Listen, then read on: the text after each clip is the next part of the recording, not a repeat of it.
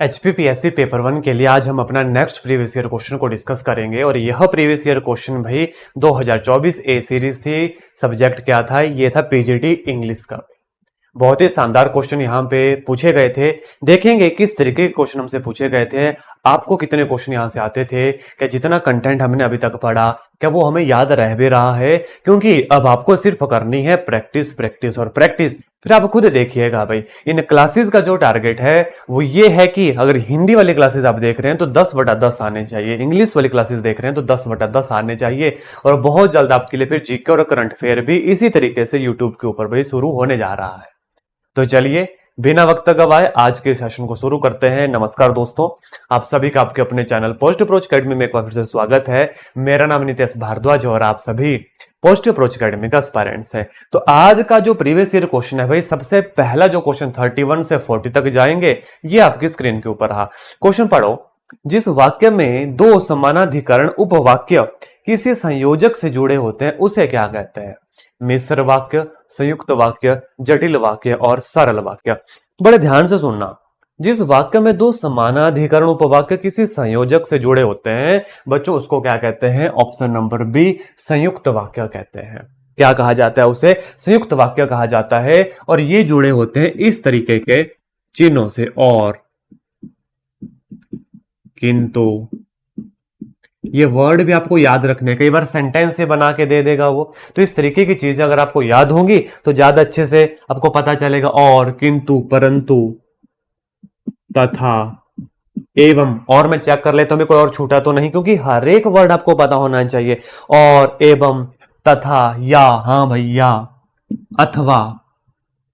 इस तरीके से अगर वाक्य आपस में जुड़े हो तो वो संयुक्त वाक्य कहलाते हैं, याद रखिएगा। तो इस क्वेश्चन का जो आंसर हो जाएगा वो हो जाएगा option number B, will be the सही जवाब। अब इसके साथ बच्चों ऑप्शन नंबर ए भी मिस। देखो, सरल वाक्य तो बिल्कुल एक सीधा और साधारण वाक्य होता है। जटिल वाक्यों को मिश्र और संयुक्त वाक्य कहा जा सकता है। अब बचता है हमारे पास मिश्र वाक्य। मिश्र वाक्य में दो वाक्य होंगे, लेकिन एक वाक्य दूसरे के ऊपर आश्रित होगा। एक वाक्य दूसरे के ऊपर बच्चों आश्रित होगा। और यहां पे कि, जो, जैसे, कुछ इस तरीके के वर्ड जो है जुड़े होंगे। इस तरीके के वर्ड से उनका मतलब एक वाक्य होगा, फिर बीच में कुछ इस तरीके का वाक्य होगा, आगे जो है दूसरा उपवाक्य आपको देखने को मिलेगा। तो जिस वाक्य में दो समानाधिकरण उपवाक्य किसी संयोजक से जुड़े होते हैं उसे संयुक्त वाक्य कहते हैं। और इनमें जो संयोजक होते हैं और, किंतु, परंतु, तथा, एवं, या, अथवा होगा। और मिश्र वाक्य भाई, मिश्र वाक्य मैंने कहा जिसमें एक ना मुख्य वाक्य होगा और दूसरा उसके ऊपर आश्रित होगा। जैसे कि, जो, है ना, जैसे, इसके साथ साथ क्योंकि, इसके साथ साथ क्योंकि भी आपको जो है देखने को मिल सकता है भाई। तो ये चीज आपने याद रखनी है। देखो, पीवाईक्यू को सॉल्व करने का यही मतलब है कि जितने ज्यादा से ज्यादा चीजें हम रिकॉल कर सकें हमें करनी है भाई। इससे पहले अगर आप चैनल के ऊपर नए हैं, बहुत सारी क्लासेस, ऑलमोस्ट पूरे सिलेबस की क्लासेस में इस चैनल के ऊपर हिंदी के लिए ले चुका हूं। टारगेट एक ही है कि 10/10 हिंदी में आपको वही दिलवाने हैं, पेपर 1 में जो मर्जी हो जाए। दूसरा क्वेश्चन पढ़ो। दांत काटी रोटी होना मुहावरे का अर्थ है। दांत काटी रोटी होना मुहावरे का अर्थ है रोटी को जूठा कर देना, और रोटी को दांत से काट कर खाना गहरी दुश्मनी होना और गहरी दोस्ती होना। भाई देखो, पहला ऑप्शन और दूसरा ऑप्शन तो आप स्ट्रेट अवे काट दोगे, क्योंकि ऐसा तो कुछ होने सा रहा नहीं। अब दांत काटी रोटी होना मुहावरे का अर्थ है गहन या गहरी मित्रता होना, यानी कि ऑप्शन नंबर डी, गहरी दोस्ती होना। तो ये तो अब आपको बच्चों पढ़ने पड़ेंगे, ये तो आपको पढ़ना पड़ेगा। ठीक है, मुहावरे पढ़ने पड़ेंगे। कई बार लोकोक्ति भी पूछ लेते हैं भाई, वो भी मुहावरे की तरह ही होती है। जैसे पर्यायवाची वर्ड पढ़ना पड़ेंगे, विलोम शब्द पढ़ना पड़ेंगे, बाकी जो संज्ञा, सर्वनाम, विशेषण है, ये तो मैंने सारा कुछ आपको बड़े डिटेल्स और शॉर्टकट तरीकों के साथ बताया है। तो उसी तरीके से मुहावरे भी पढ़ने हैं। दांत काटी रोटी होना मुहावरे का अर्थ है गहरी दोस्ती होना। और जो बच्चे मुझे लगातार देखते हैं भाई, उनके साथ तो गहरी दोस्ती हो गई है। बोलो यस और नो, हुई है या नहीं हुई है? चले नेक्स्ट एमसीक्यू के ऊपर देखते हैं। और हमसे क्या पूछा गया था? पूरी में यथ यात्रा बड़ी सुंदर होती है, रेखांकित पद संज्ञा का भेद है। पूरी, यह है रेखांकित पद। पूरी में रथ यात्रा बड़ी सुंदर होती है, रेखांकित पद संज्ञा का भेद है। किस संज्ञा का भेद है? जातिवाचक क्या पूरी में रथ यात्रा बड़ी सुंदर होती है। पुरी की बात हो रही है भाई, पुरी की, जगन्नाथपुरी। पूरी जगह कौन सी है? जगन्नाथपुरी है। जगह है कि जातिवाचक है? नहीं भाई, जातिवाचक तो किसी पर्टिकुलर जाति को संबोधित करता है। जैसे कोई पर्टिकुलर टाइप के, जैसे पहाड़ हो गए, नदियां हो गई, कि जाति को जो है संबोधित करेगा। व्यक्तिवाचक, जी हाँ, किसी स्थान, जगह, पर्टिकुलर, क्योंकि पूरी से हमारा मतलब है जगन्नाथपुरी।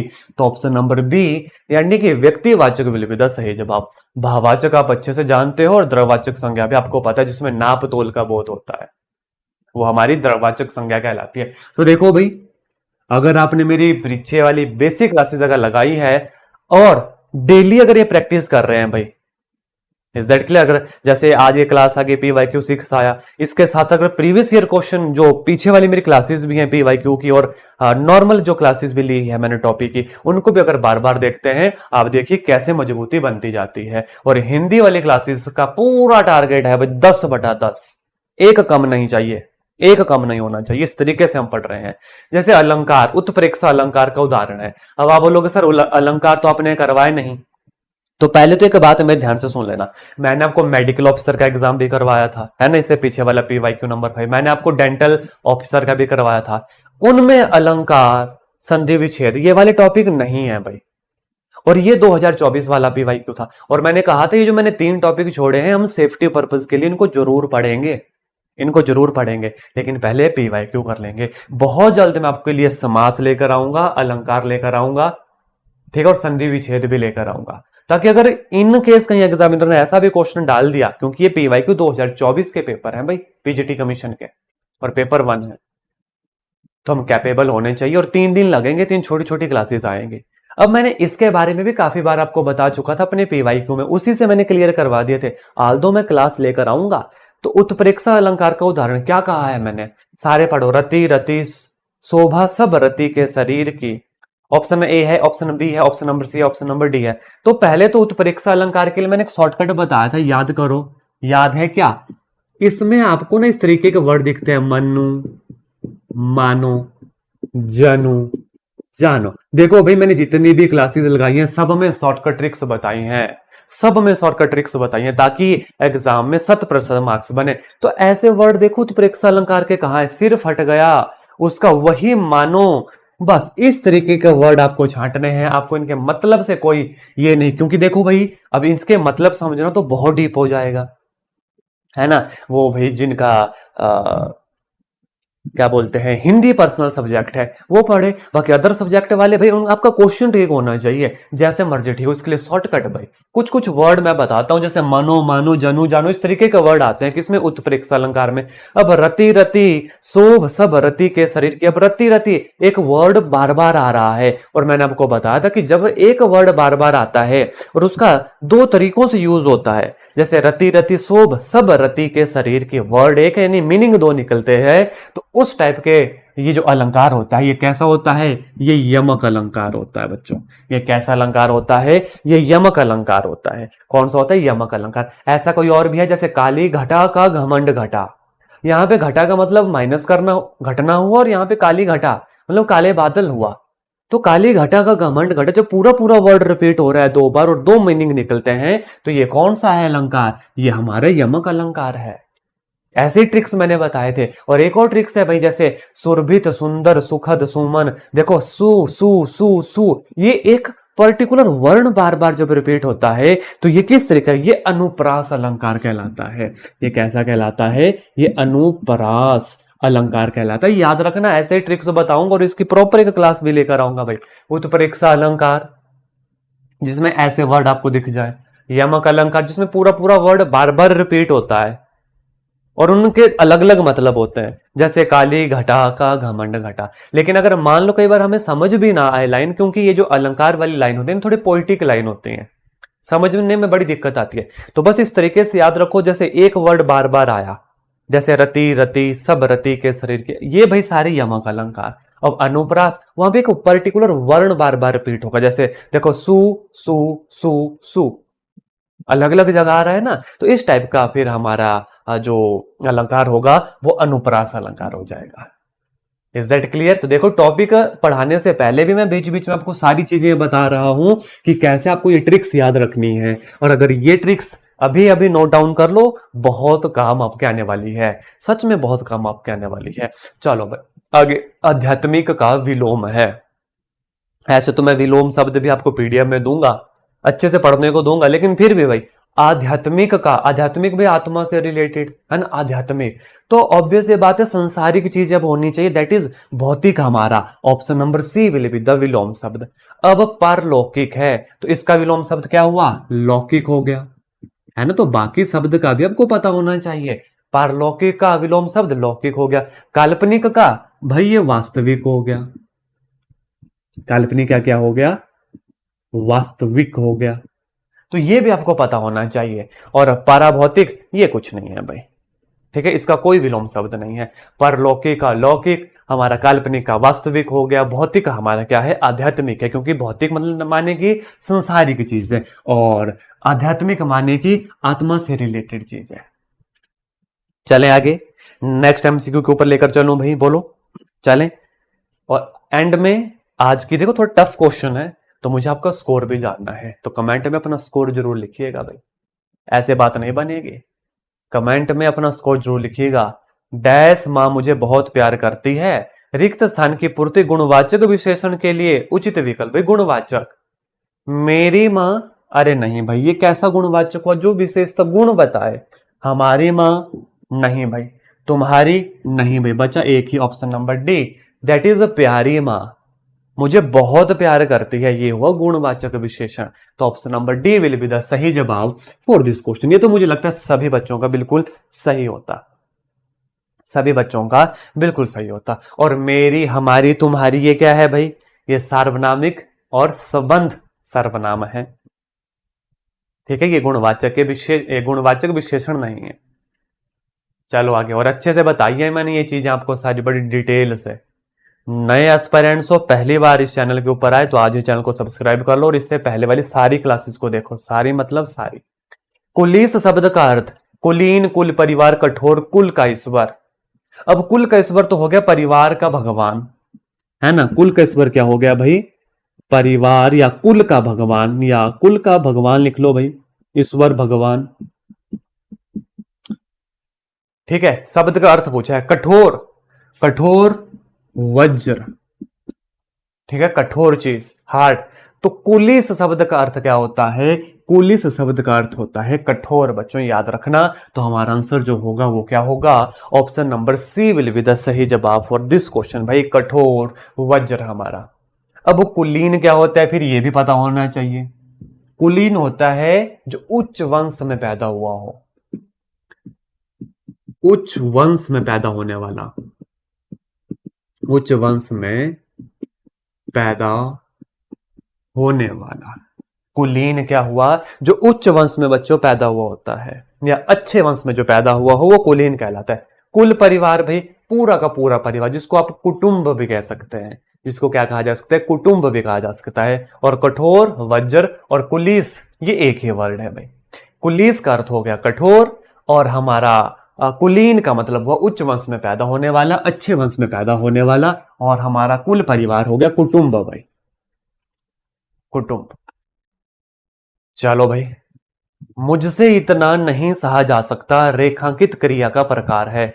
और ये जो क्रिया के प्रकार है ये तो मैंने आपको प्रीवियस पीवाईक्यू से ही क्लियर करवा दिए हैं, देखते हैं कितने बच्चों को आ जाएगा। मुझसे इतना नहीं सहा जा सकता, मुख्य क्रिया भाई, मुख्य क्रिया में एक ही वर्ड होता है। जैसे मुख्य क्रिया इस क्वेश्चन में क्या होगी? जो पर्टिकुलर जिस किस सेंस में वाक्य कहा गया, जैसे मुझसे इतना नहीं सहा जा सकता, तो मुख्य क्रिया तो होगी बच्चों सहन करना, यानी सहना। मुख्य क्रिया क्या होगी? थोड़ा नीचे लिख देता हूं, मुख्य क्रिया होगी बच्चों सहना, ये हमारी मुख्य क्रिया है, ठीक है। सहायक क्रिया क्या होती है? सहायक क्रिया ऐसी होती है जो हमें समय का बोध करवाती है, काल का बोध करवाती है। जैसे है हो गया, जैसे था हो गया, जैसे होगा, हमने ऐसे पीवाईक्यू ऑलरेडी किए हैं भाई, तो ये सहायक क्रिया होती है। और बचा संयुक्त क्रिया और बचा पूर्वकालिक क्रिया। तो पूर्वकालिक क्रिया भी हमने इसके पीछे वाले पीवाईक्यू में किया था, जहां पे कोई जो करता है एक काम को करके खत्म करके इमीडिएट दूसरा काम कर देता है। जैसे मोहन काम करके या पढ़कर लिखता हूं, मोहन पढ़कर सो गया। तो उसने एकदम पढ़ा और उसके बाद ये सो गया, तो ये पूर्वकालिक क्रिया कहलाती है। मतलब पहले का काम किया, इमीडिएट दूसरा काम किया। अब बचा एक ही option, that is option number C, संयुक्त क्रिया। और मैंने पहले भी कहा था भी जब दो तीन वाक्य मिलके किसी एक पर्टिकुलर जगह की तरफ जा रहे हैं, उस सेंटेंस को एक रूप दे रहे हैं, वो संयुक्त क्रिया कहलाती है। अब जैसे यहां पे सहा, एक वर्ड सहन करना है, जा दूसरा वर्ड जाना है, और तीसरा सकता यानी सकता है। मुझसे इतना नहीं सहा जा सकता है, सहना जाना सकता, इन तीनों को जब मिला तो ये एक ही पर्टिकुलर वाक्य की तरफ इशारा करें कि मुझसे अब सहन नहीं होगा, मुझसे अब सहा नहीं जा सकता। तो सहना जाना सकता, देखो तीन चीजें आपस में मिल रही है और किसी पर्टिकुलर वाक्य की तरफ यानी एक मीनिंग की तरफ, एक ही मीनिंग की तरफ इशारा कर रही है कि मुझसे सहन नहीं होगा, तो ये संयुक्त क्रिया कहलाती है। और सहायक क्रिया में है या होगा यानी जो समय काल का बोध करवाता है। मुख्य क्रिया जो मेन क्रिया इसमें थी दैट इज सहना, और पूर्वकालिक क्रिया जब करता एक काम करके इमीडिएट दूसरा काम करता है तो पूर्वकालिक क्रिया कहलाती है। अब देखो भाई कैसे आपके क्वेश्चन सही नहीं होंगे एग्जाम में, जब इस तरीके से पढ़ोगे, जब इस तरीके से पढ़ोगे तो कैसे सही नहीं होंगे। इसके साथ मैं बता दूं इस चैनल के ऊपर इंग्लिश भी साथ के साथ चलिए, उसके भी पीवाईक्यू आना शुरू हो जाएंगे। और जैसे ही हिंदी इंग्लिश के हम थोड़ा सा मतलब इतना कॉन्फिडेंस मुझे आ जाएगा आपके मैसेज से, आपके कमेंट से कि आप अच्छा अब इस पे स्कोर कर रहे हैं, इसलिए हर पीवाईक्यू में अपना स्कोर जरूर लिखना। पीछे वाले का नहीं लिखा, आज ही जाओ और वहां पे अपना स्कोर लिखो। फिर जैसे अच्छा स्कोर आने लग जाएगा इसमें 9-10, वैसे तो मुझे 10/10 चाहिए, फिर हम अपने करंट अफेयर की तरफ जो है स्विच करेंगे, फिर हम अपने जीके की तरफ जो है स्विच करेंगे और शानदार तरीके से पढ़ेंगे। और बहुत जल्द आपके लिए भी मॉक टेस्ट भी बनने जा रहे हैं, बहुत जल्द इसके लिए आपके मॉक भी बनने जा रहे हैं, तो चैनल के साथ बने रहिएगा। और इसकी जितनी भी पीडीएफ है हमने टेलीग्राम चैनल के ऊपर पूरी की पूरी फ्री डाल दी है भाई, पूरी की पूरी फ्री डाल दी है, लिंक डिस्क्रिप्शन में है।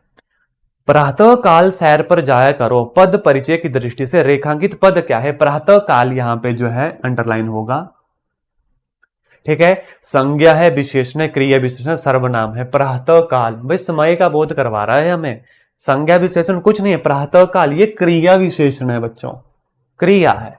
प्रातः काल सैर पर जाया करो और ये समय का बोध करवा रहा है, ठीक है। तो option number C will be the सही जवाब फॉर दिस क्वेश्चन। भाई कौन सा हो गया, ऑप्शन नंबर सी हुआ भाई, ठीक है। क्योंकि ये प्रातः काल मतलब सुबह सुबह समय का भी हमें बोध करवा रहा है कि उस समय सुबह जो है इस क्रिया को किया कीजिए।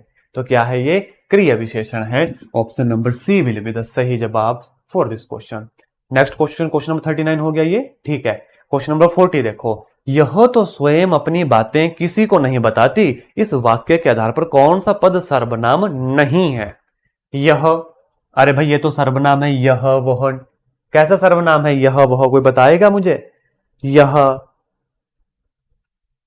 निश्चितवाचक सर्वनाम में भी कौन सा है, पुरुषवाचक सर्वनाम है ना, क्योंकि निश्चय में भी 3 पढ़े थे हमने। तो मुझे लगता है तो कोई सर्वनाम नहीं है। स्वयं निजवाचक सर्वनाम, अपनी निजवाचक सर्वनाम, क्योंकि हमने सर्वनाम के भी भेद पढ़े हुए हैं, इसलिए मैंने थ्योरी की क्लासेस ली थी। तो ये देखो भाई ऑप्शन नंबर बी, तो हमारा आंसर निकल गया। अब आप खुद देखो भाई, क्या इसमें बहुत टफ था, कुछ नहीं था। जो हम पढ़ते आ रहे हैं वही चीजें यहां पे आपको देखने को मिल रही हैं। तो ये था आज का प्रीवियस ईयर क्वेश्चन 6 भाई। इसी तरीके की और क्लासेस के लिए चैनल को सब्सक्राइब कर लीजिएगा और कमेंट में मोर पीवाईक्यू जरूर लिखिएगा।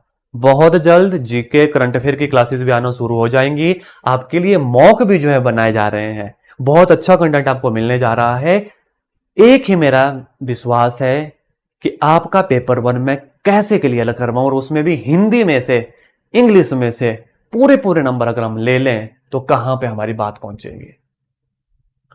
तो चलो भाई आज के सेशन में इतना ही। अपना स्कोर कमेंट जरूर कीजिएगा, मोर पीवाईक्यू कमेंट जरूर कीजिएगा। मिलता हूं अब आपसे आपकी नेक्स्ट क्लास में, तब तक के लिए हंसते रहिए, खेलते रहिए, मुस्कुराते रहिए, और मन में एक ही बात ठान लीजिए कि पेपर 1 क्लियर होगा और बहुत अच्छे मार्क्स के साथ क्लियर होगा। आफ्टर दैट पेपर 2 वो फिर आपकी जिम्मेवारी, वो फिर यहां पे आपके सब्जेक्ट वाइज आपकी जिम्मेवारी। धन्यवाद। जय हिंद, जय भारत, जय हिमाचल।